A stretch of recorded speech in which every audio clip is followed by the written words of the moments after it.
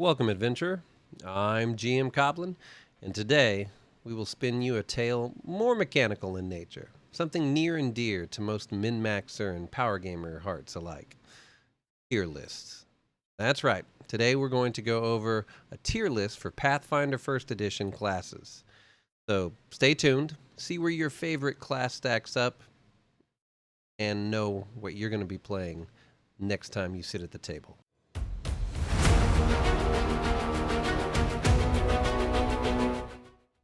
So I know this can be a hot topic. So if you have disagreement or maybe you think I missed something, take it up in the comments section below. Remember to like and subscribe to catch my next video, and maybe I'll do a retake if you can prove me wrong. So to start us off, let's get a scale. If you're old like me, you may notice that the grade system we used has a S at the top nowadays.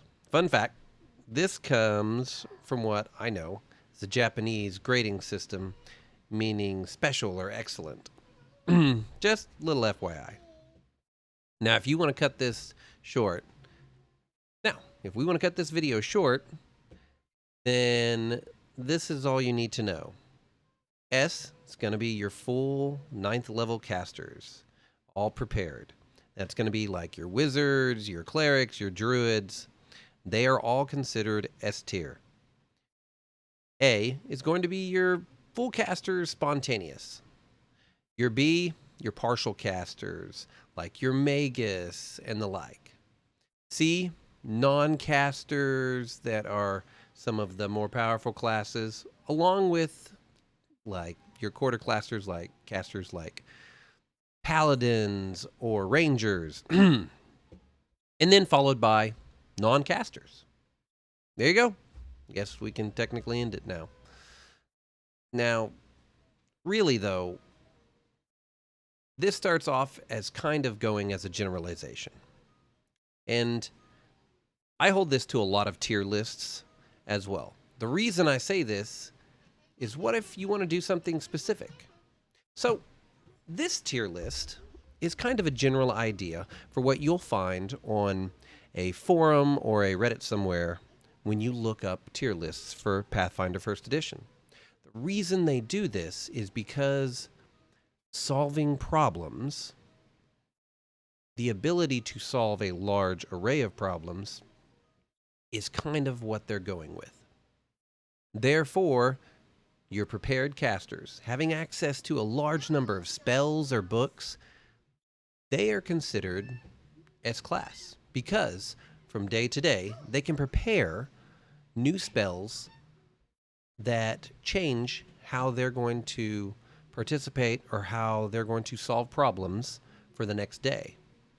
Meanwhile, spontaneous casters, things like oracles or sorcerers, you're going to be pulling from a selected list.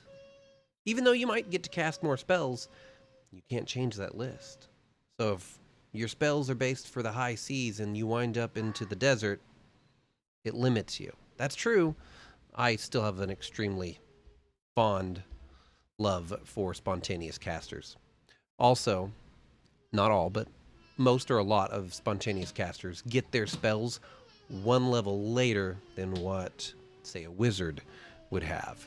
This also is a big drawback for people. I think in most cases you fare well enough, so it's not a big deal, especially if, like me, you end up going into later levels with all your guys. Your partial casters like maguses, they kind of end up having a list of spells that they can use to get them out of certain situations, and it gives them a little bit of ability to take care of random situations, but they're usually focused more on something. Same thing when it comes to your more melee casters. When you look at a ranger or a paladin, their spells are limited, so they're considered to be harder to deal with the random situation in dealing with some kind of task. And the same thing goes for basic old fighter, which would probably be considered either Class C or D. And the reason for this is because even though they can specialize and they're good at combat and you can do all these cool things with the million feats that you get, you have the limitation of spells. But as I said, I believe that the tier list really comes down to what you want to play and what you're looking for. My wife, who does not like super complicated spellcasters, does not want to play a wizard. And so she might play a magus. She can grab a few utility spells, push everything into damage spells, call it a day. She is a good class. She can do little things. She can teleport the party. She can cast haste. But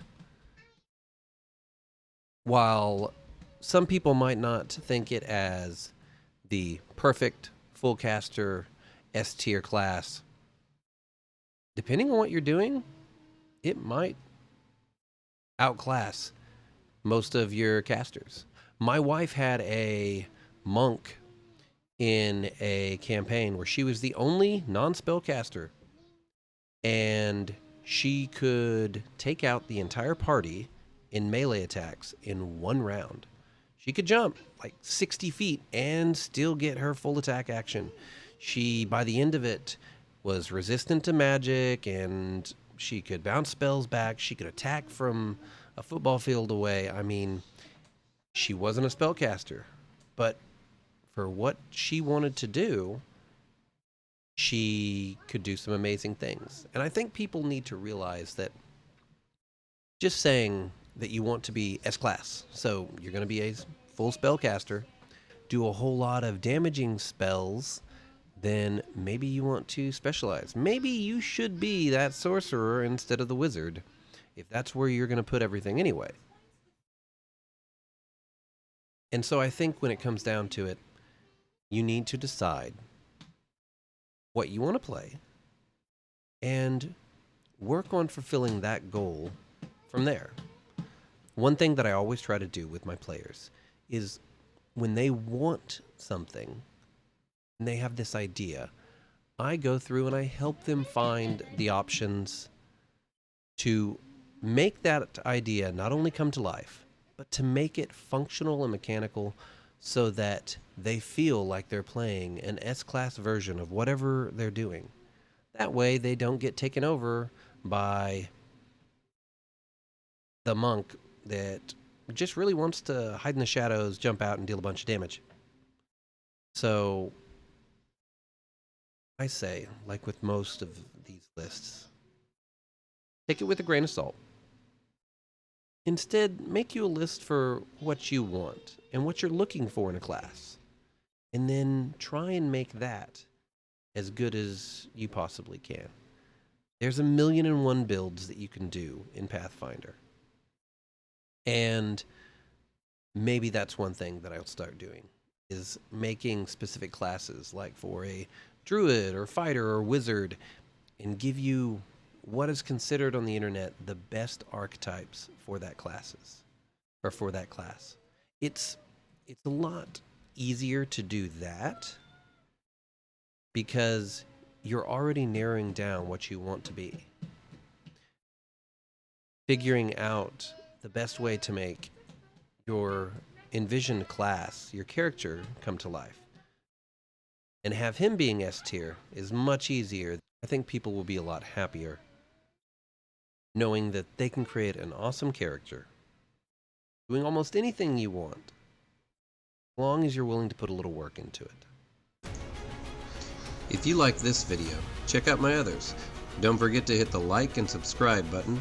If you have any tips or requests, drop them in the comments below.